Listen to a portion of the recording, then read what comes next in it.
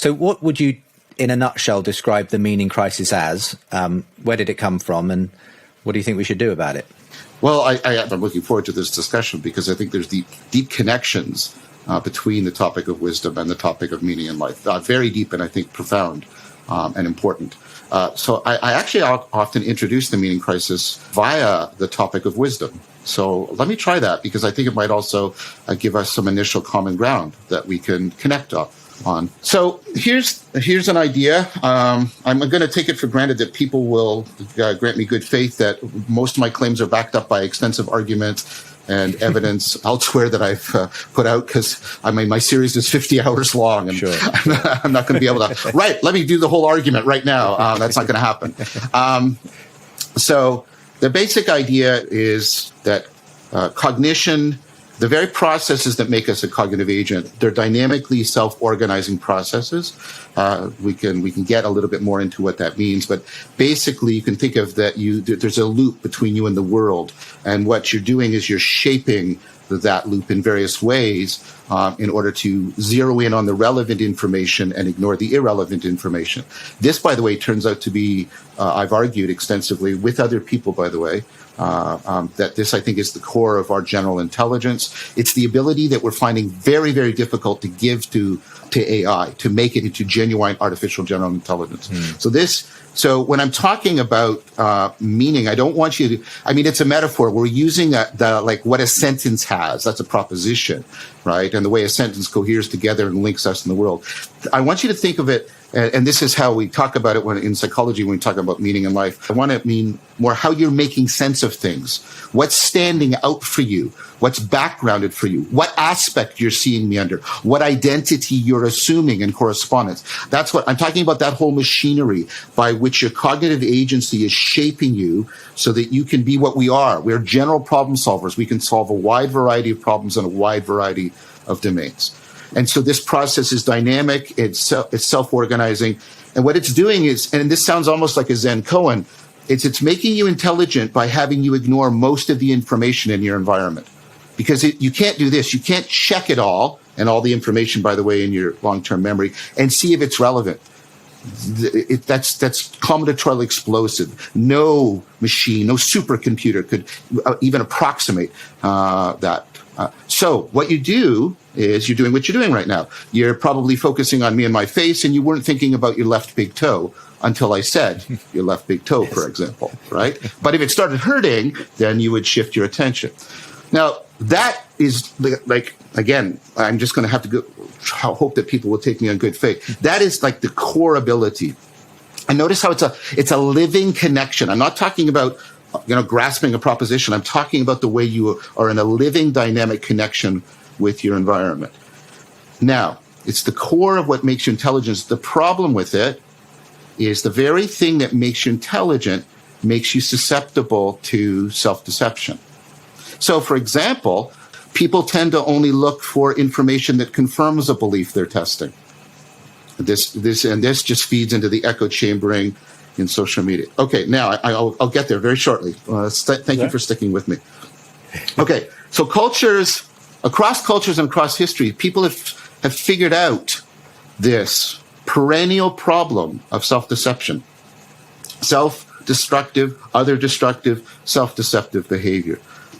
And what they've done is they've created ecologies of practices. Because this is a complex dynamical system, you can't just intervene on it by, I'll just start believing this, or, do it sometime. Just that, if that's all it was, we wouldn't need to go to therapy. Just stop doing that. That doesn't work, right? And so we need very complex ecologies of practices in order to deal with that self-deceptive behavior. And then they need to be situated within, a valorizing worldview. When you have that, when you have an ecology of practices that's designed to ameliorate that foolishness, that self-deceptive, self-destructive behavior, and enhance that connectedness, that meaning in life, right? So to really try and shift so we get a much more of the connectedness and much less of the self-deceptive across in that domain general manner, and that is situated within a tradition and a community that valorizes it with a supportive worldview. That's wisdom. And here's the issue. for various reasons, historical, mostly that I go in this series, philosophical and cultural history, what has happened is we have lost a worldview that has a proper place and valorizes an ecology of practices for the cultivation of wisdom and the enhancement of meaning. So the predominant worldview is the scientific worldview. And as a cognitive scientist, this is the problem I take as my central task in cognitive science. The scientific worldview has an explanation of everything but how science is possible. So it's got this wonderful explanation of atoms and solar systems and galaxies and even living things and blah, blah, blah, blah. But what about the act of doing science? How do we make that meaning? How do we, because science is a process. We shouldn't confuse science with its claims. Science is a massive ecology of practices for overcoming self-deception. That's what the scientific method, I think, is properly understood. How is it that we are able to do this? To speak of it pictorially, we have this scientific worldview in which we, as meaning makers and as the generators of science, do not have any proper place or home. And so what you're seeing, and what you've been seeing over time, I think it sort of starts in around the 11th century. What you're seeing over time is people increasingly feeling, disconnected from each other, from the world, from themselves even.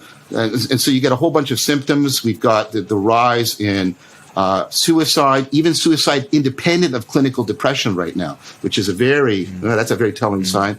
Loneliness epidemic, it's just right. We have the mental health crisis, which most people are now acknowledging, depression, anxiety disorders. We have the addiction crises, the opioid crises. We have the virtual exodus, people now explicitly declaring that they prefer to live in the virtual world rather than in the real world. And I think that tells you what they're finding, something in that world that's missing from the real world. But you also have what Christopher Massapietro and I call sort of positive responses. You have the mindfulness revolution. You have the revival and growth of Hellenistic wisdom philosophies like Stoicism, the attempts by the West, and it's not going great, to try and import Buddhism into Western society. So, and there's a bunch of other things. I'm talking too long, but there's a whole. I've tried to give you the explanation of the symptomology. It's really helpful, and I think gives us the big picture in a really helpful way. And so Thomas Bjorkman talks about the meta crisis, and you've heard me, other people talk about it, and the idea is trying to respond to this is going to need comprehensive transformation in consciousness, cognition, character, community, culture. And the only things that typically have done that in the past, that have organized these ecologies of psychotechnologies and set them into, socioeconomic and political systems, have been religions. That's the only thing that it's done in the past. And so I take that to be very much in consonant with your thesis that, there's reasons why we've been religious, and religion has been doing all of this work for all of this time. And I take that to be behind Nietzsche's, the madman coming into the marketplace, and he's arguing with the atheists. You don't know what you've done in killing God. You don't know what you've done. You don't know what you've done, right? And so I take that to be a very deep point.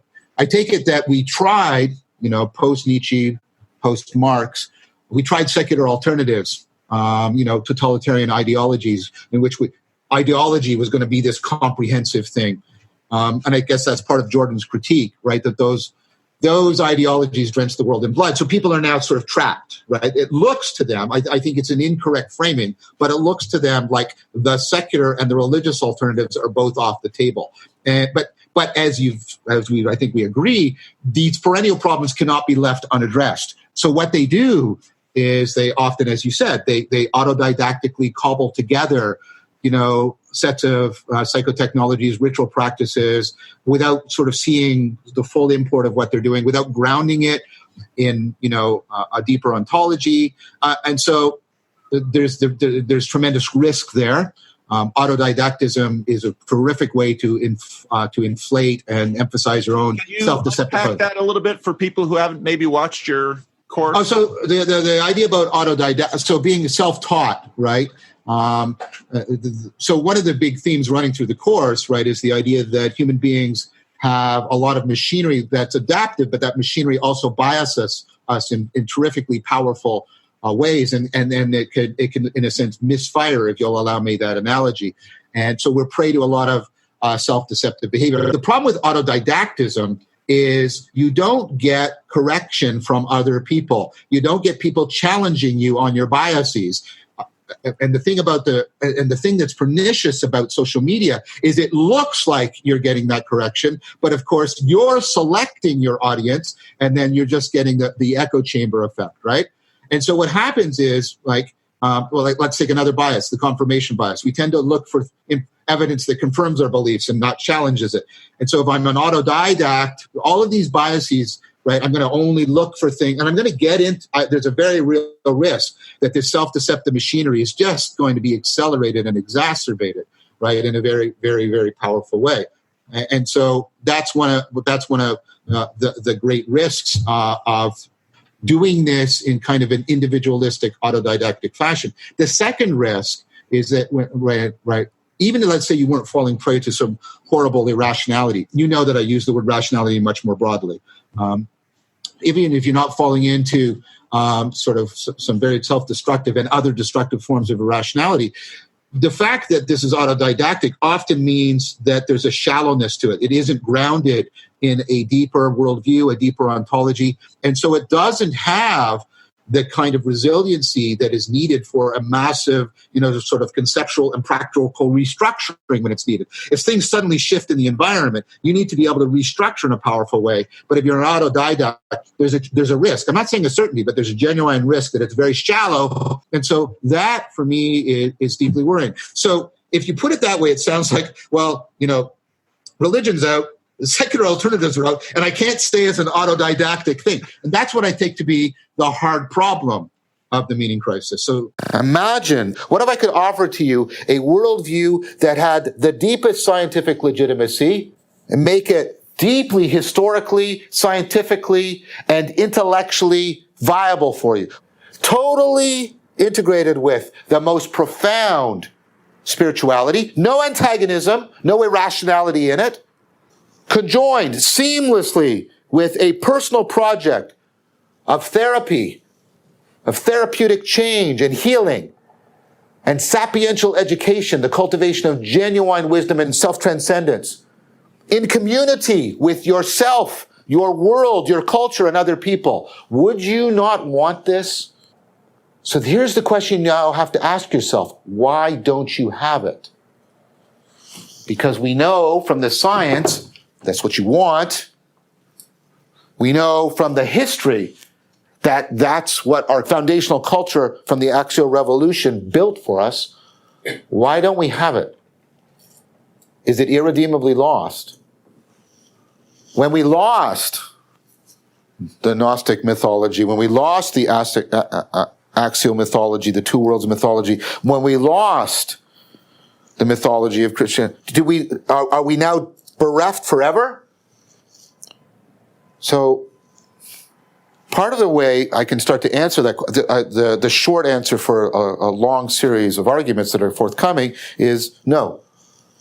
I think there is a response. That's why this series is entitled Awakening from the Meaning Crisis, not despairing because of the meaning crisis.